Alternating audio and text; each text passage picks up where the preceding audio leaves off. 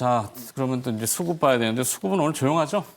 네, 오늘 수급상 체크해 봐야 될 것 같은데요. 현재 상황에서는 외국인의 수급이 소폭 들어오긴 하지만 그 거래량 자체가 많진 않습니다. 오늘 그래서 어떤 종목을 매수하고 매도하고 있는지 현 상황 체크해 봤는데요. 삼성전자는 매도하고 SK 하이닉스는 담아가면서 원전 내에서는 두산 에너빌리티, 오늘은 2차 전지까지 함께 담아가면서 삼성 SDI까지 함께 매수하고 있습니다. 다만 네이버, 알테오젠, JYP 등은 매도하고 있고요. 기관의 매수 동향도 함께 살펴보시면요. 기관도 오늘 2차 전지부터 원전까지 외국인 투자자와 함께 담아가고 있습니다. 삼성 SDI, 두산 에너빌리티, LNF 포함되어 있는데요. 매도 종목을 보시면 역시나 삼성전자부터 조금 전 언급되었던 달바 글로벌과 APR 등 화장품 관련 섹터들의 매도에 대한 움직임이 확인되고 있습니다. 오늘 그래서 첫 번째 특징주로는 이 두산 에너빌리티 함께 체크해 보고 싶은데요. 이 원전에 대한 기대감 함께 커지고 있는 상황입니다. 특히나 이재명 대통령이 베트남과의 원전 협력을 강조한 데 이어서 SMR 1기 도입 추진이 본격화될 것이다라는 기대감이 들어오고 있는데요. 원전 섹터 방향성 함께 점검해 보도록 하시죠. 네. 베트남의 원전 얘기가 나왔군요. 네. 자, 수급을 풀어주실 분은 헤르메스 스탁의 김시은 팀장입니다. 어서 오세요. 네, 안녕하세요. 네. 두산 에너빌리티, 베트남 원전, 어떻게 보세요? 이제 뉴스 정도가 계속 나오고 있지 않나, 이제 글로벌적으로 보게 되었을 때, 사실 뭐 저번 주에도 두산 에너빌리티 했던 것 같습니다. 이제 원전 쪽에 대한 이슈가 계속해서 나와주고 있는 상황이라 보시면 좋을 것 같고. 두산 에너빌리티 매일 해요, 저희. 그런가요? 저번 주에 했어가지고. 그래서 삼성전자만큼, SK하이닉스만큼 거의 매일 단골 메뉴로 그냥 등장하는, 뭐 2차 전지가 요즘 이제 최현덕 매니저가 계속 얘기하고 있어서 단골 메뉴처럼 그냥 북바위로 딱 고정되어 있는. 뭐 근데 그렇게 이야기가 계속 나와주고 있는 게 사람들의 관심이 계속해서 들어오고 있다라고 보시면 좋을 것 같아요. 결국 오늘 시장에서 수급에 대한 특징주로 많이 달아주고 있고 뭐 단골로 많이 나오고 있다 보니까 사실 뉴스도 그렇고 투자자들의 관심이 좀 계속해서 모이고 있다라고 보시면 좋을 것 같습니다. 사실 주가적인 측면에서 보게 되었을 때 좀 사람들의 관심이 많은 종목군들이 변동성이 더 좋고요. 수급적인 측면도 굉장히 좋지 않을까라는 생각을 가지고 있는데 베트남에 대한 이슈도 그렇지만 오늘 시장 같은 경우에는 이제 정부에서 추진하고 있는 뭐 원전 2기라든지 SMR 1기 도입이 연내에 착수가 될지 안 될지에 대한 내용들이라고 보시면 좋을 것 같아요. 국내 쪽에 대한 이슈가 결국은 좀 이제 오늘 시장에서의 변동성을 크게 만들어냈다라고 보시면 좋을 것 같은데 사실 원전을 보게 되었을 때는 정부에 대한 부분들, 특히 이제 로컬에 대한 이슈가 있고 뭐 두 번째로는 뭐 베트남이라든지 미국이라든지 유럽 같은 글로벌적인 요소들이 있다라고 보시면 좋을 것 같습니다.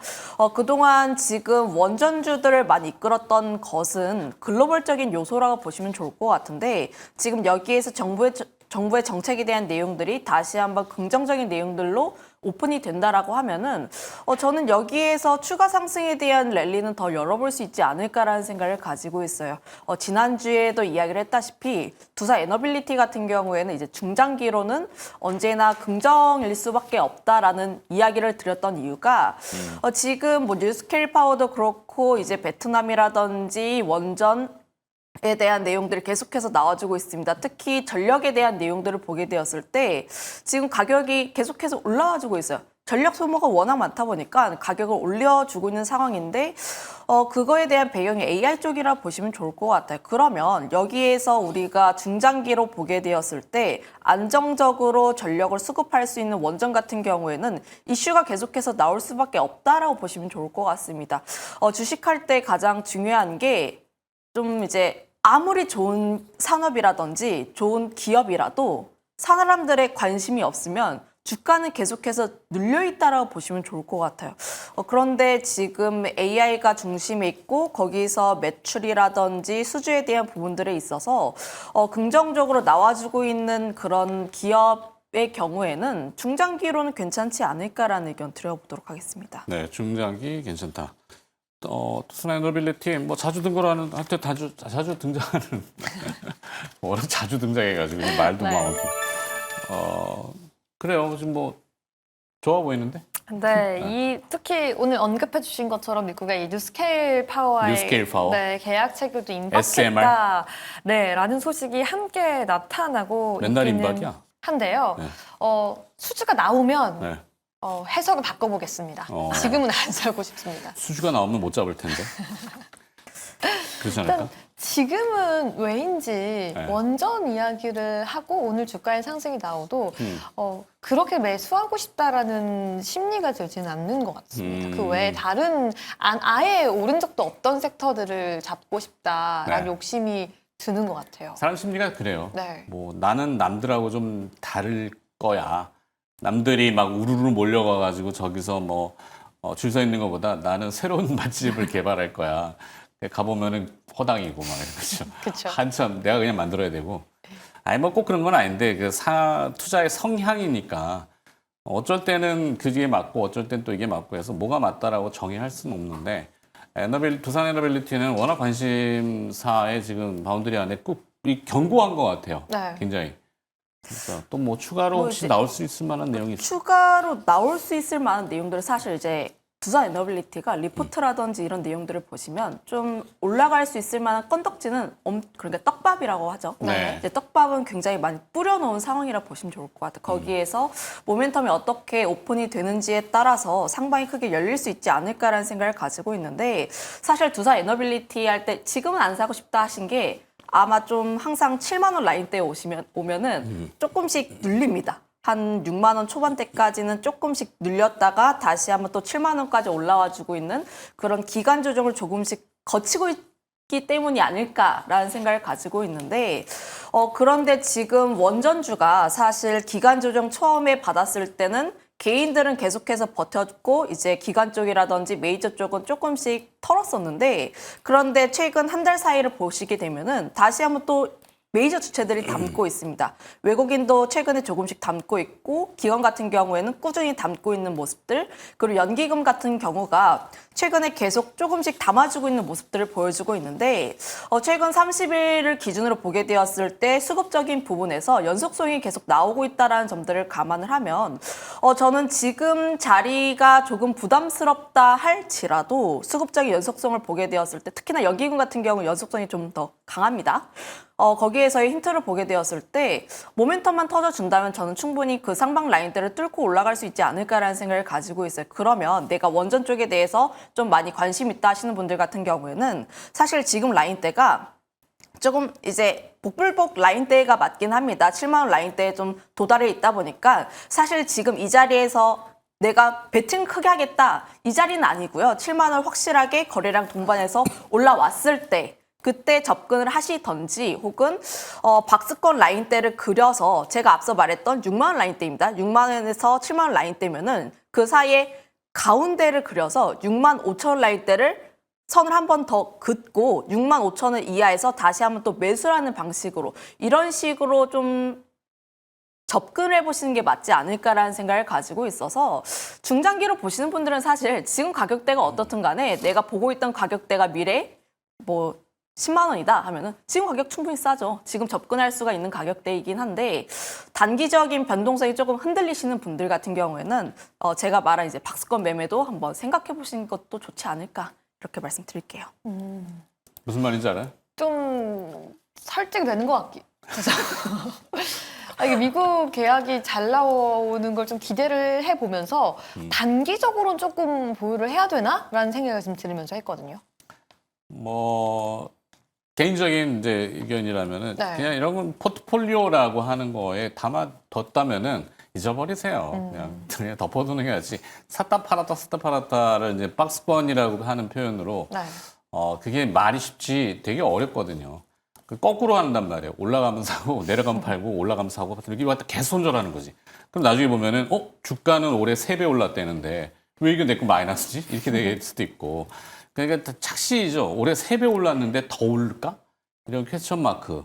근데 자신감을 가져야 되겠죠. 그럼 분석을 좀 잘해야 되고. 근데 현재 분석은 나와 있는 내용들을 가지고만 하기에는 좀 제한적인 게 있죠. 근데 뭐 테크니컬 분석하는 기술적 분석하시는 분들한테는 아직 상승의 여력이 좀 남아 있는 거 같긴 해요. 네. 뭐 막 거기다 뭐 피보나치 수열 뭐 갖다 대고 닭도기 갖다 대고 뭐 이렇게 하는 경우도 있지만 네. 어쨌거나 하여튼 박스권이라고 하셨으니까 박스라는 게 참 그게 오히려 좋은 의미거든요. 올해 우리가 왜 박스피를 벗어나서 코스피 5천을 막 주창했잖아요. 가능성이 충분히 있어. 몇 년 동안은 그냥 억눌려 있는 거야. 막 한이 막 뭉쳐가지고 에너지가 이러다가 이제 돌파하면은 막 신세계가 열리듯이 주가의 시세도 아마 그러지 않을까 싶긴 한데 잘 되겠죠? 네. 보니까 박스권은 박스권인데 좀 고급스러운 박스인 것 같아요. 그러니까 명품 박스라고 하잖아요. 그러니까 이게 고급스러운 박스는 뭐예요? 네, 이렇게 물린 사람도 없이 그 이상 7만 원 이상을 기대하는 박스권이라서 지금 설명을 들으면서 좀 생각을 달리해야겠다라는 생각이 드는 종목인 것 네, 같습니다. 항상 이제 뭐 흔들리는 심리. 아니 뭐 그래요. 이럴 수도 있고 저럴 수도 있고 막 네. 이런 얘기도 맞는 것 같고 저런 얘기도 맞는 것 같고 고민을 해봐야 되겠죠. 근데 딱히 뭐다라고 정의하기는 좀 어렵지만 하여튼 근데 제 느낌에는 아직도 시세가 남아 있는 것 같아서 네. 저는 그냥 좋게 본다 정도. 전략은 내가 중장기로 본다면은 내가 미래에 9만 원, 10만 원을 바라본다면 지금 충분히 저렴한 가격이기 때문에 중장기를 보실 분들은 매수에 대한 부분들 다만 내가 단기적인 이제 변동성이 많이 흔들린다 하시는 분들 같은 경우에는 살짝 눌렸을 때 6만 5천 이하 라인대가 오면은 그때 매수해보자 이렇게 말씀드리도록 하겠습니다. 네 참고해 보시고 두 번째 수급 특징주 네, 두 번째 기업은 오늘 SK 하이닉스 함께 또 단골맨이네. 살펴보겠습니다. 좀 새로운 거 없나? 최근 삼성전자보다 부진한 주가 흐름 보였는데요. 오늘은 정반대로 분위기가 역전되었습니다. 3.2%나 상승하고 있는데요. 앞으로에 대한 전망 함께 다시 한번 짚어보도록 하시죠. 전망 짚어봐달랍니다. 전망 지금 그래도 반도체 쪽에서 실적이라든지 혹은 이제 계약에 대한 내용들을 좀 기대를 해본다면 충분히 괜찮지 않을까라는 생각을 가지고 있어요. 사실 이제 SK하이닉스 같은 경우에는 삼성전자 언제 수급 싸움을 하고 있는 종목군. SK하이닉스 올라갈 때는 삼성전자가 안 좋았고 삼성전자 올라갈 때 SK하이닉스가 크게 안 좋았던 그런 부분이라 보시면 좋을 것 같은데 특히나 SK하이닉스와 삼성전자 같은 경우는 외국인의 수급을 두고 많이 싸우고 있는 쪽이라 보시면 좋을 것 같습니다. 지금 사실 SK하이닉스가 좀 주가가 부진한 게 내년 계약치 그러니까 확정에 대한 물량을 이제 오픈이 되지 않았다라고 보시면 좋을 것 같아요.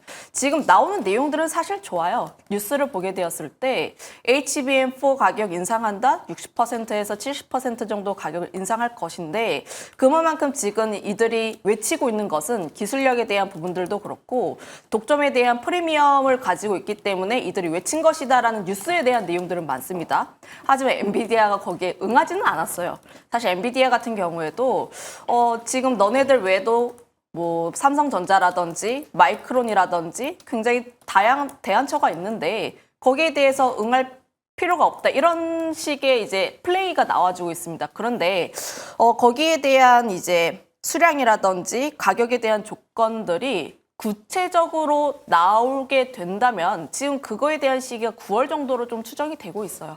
그때 이제 확정치가 나오게 된다면 다시 한번 또 올라갈 수 있지 않을까라는 생각을 가지고 있고요. 사실 SK하이닉스가 지금 뭐 삼성전자도 그렇고 마이크론도 그렇고 물량이 더 나올 수가 있기 때문에 프리미엄에 대한 지위가 조금은 잃을 수 있지 않을까? 이런 얘기가 나와주고 있긴 한데 기술력을 보면은 한 단계가 더 높습니다. 아직까지는. 물론 이제 4에 대한 부분들에 있어서 누가 더 우위가 될지는 모르겠지만 현재 단계에서는 조금 더 우위에 있다라는 점들을 감안을 하면 여전히 기대해 볼 만한 여지는 높지 않을까라는 생각을 가지고 있고 그리고 지금 과거에 엔비디아와 TSMC의 싸움에 있어서 TSMC가 좀 우위에 있었죠. 그런 점들을 감안을 하면 기술력이 있는 기업에 대해서 그리고 지금 계속해서 관심 있게 봐야지 않을까라는 의견 드려보도록 할게요. 뭐 관심 있는데요. 네, 죄송합니다. 저도 사야 된다고 봅니다. 그 기준을 잡으면 돼요. 어떤 의미로? 왜? 일단은 제가 SK하이닉스의 큰 폭의 하락이 나와서 저희가 짚은 날부터 이거 좀 봐야 될 것 같다라고 이야기를 해왔었는데 일단 로이터에서 단독 기사도 나왔었죠. AI 시장이 매년 한 30%의 속도로 성장할 것 같다라고 외신에서 보도가 나오기도 했고요. 마이크론이 금요일 시장에서 6% 급등했습니다. 관세 속에서도 전망이 밝다라고 시장이 평가하고 있는데 벌써 다음 달이면 마이크론이 또 3분기 실적을 발표를 해요. 네. 거기에 대한 기대감이 벌써 들어오고 있는데 하이닉스, 삼성전자에 대한 한국 시장 반도체 기업들에 대해서도 긍정적인 전망이 나오고 있더라고요. 그래서 추가 상승 나올 것 같다라고 생각하고 있습니다. 네. 그러니까 기준 잡으면 돼요. 마이크론의 실적 호조가 예상이 되면 그게 마켓 전체의 반도체가 호황이어서 좋다 그러면은 같이 사는 거고 네. 마이크론 스스로가 뭐 SK 하이닉스보다 경쟁이 위로 올라가서 좋아지는 거면은 그건 하이닉스한테 안 좋을 거고 그러니까 기준은 25만 원에서 30만 원 가격이라 보면은 지금 25만 원 쪽이니까 좀 밴딩이 25% 정도 되거든요. 그럼 그 25% 안에서 내가 얼마나 수익을 제고할 거냐. 뭐 그렇게 전략 25쯤에 좀 샀다가 30 근처 가면 좀 줄이고. 좋은 것 같습니다. 박스권 매매라는 게 그거죠. 밴딩이 그러니까 박스라는 게 넓어지면은 에어컨 이렇게 할 박스 수 있어. 느낌으로. 네. 네. 고급스러운 박스? 네. 그러면 돼요. 네. 그러면 지금 가기에는 매수다 그러면 오케이. 매수죠? 전략이? 매수이긴 한데 다만 이제 8월 달에 급격한 상승이라기보다는 저희 전략으로는 9월에 구체화된 내용들이 나오게 되었을 때 그때 좀 움직이지 않을까라는 생각을 가지고 있어요. 그리고 앞서서 이야기한 이제 HBM 시장이 30% 이제 성장한다 이런 내용들이 사실 언론에서는 이야기를 굉장히 많이 하고 사람들이 이제 긍정에 대한 포인트로 많이 보고 있긴 한데 다만 저는 이제 생각을 하는 게 30%라고 해도 우리가 기대했던 것만큼의 퍼센테이지가 아니라고 하면은 오히려 이제 사람들은 이제 기대가 많이 꺾일 수가 있습니다. 이런 점들을 감안을 해서 9월에 대한 구체화된 내용들은 조금 더 확인을 해볼 필요는 있지 않을까라는 의견도 한번 덧붙이도록 할게요. 하지만 상방은 좀 열려 있다 이렇게 말씀드리겠습니다. 그래요? 더 가기에는 시간이 다 됐네 또. 끝내야 된답니다. 자, 수급 분석해봤고요. 헤르메스 스탁의 김시은 팀장과 김유정 아나운서가 또 시장 브리핑하는 데 도움 주셨습니다. 고맙습니다.